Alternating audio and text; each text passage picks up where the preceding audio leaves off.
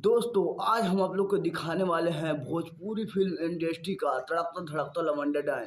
तो पहले हम बुलाना चाहेंगे बड़े भैया पवन सिंह।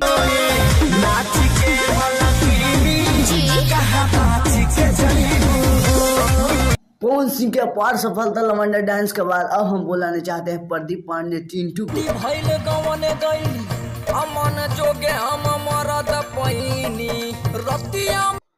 अरे बाप रे, आप कहाँ थे कलू भैया? थोड़ा आप भी दिखा दीजिए अपना तड़कता भड़कता लवंडा डांस।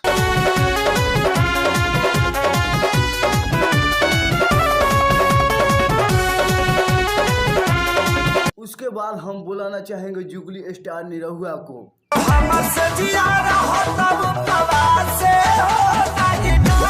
मुझे मालूम है तुम लोग किसका इंतजार कर रहे हो। अगले वीडियो में नचवाएंगे उसको लवंडा डांस। चले अभी के लिए वीडियो को लाइक और चैनल को सब्सक्राइब ठोक दो। मिलते हैं अगले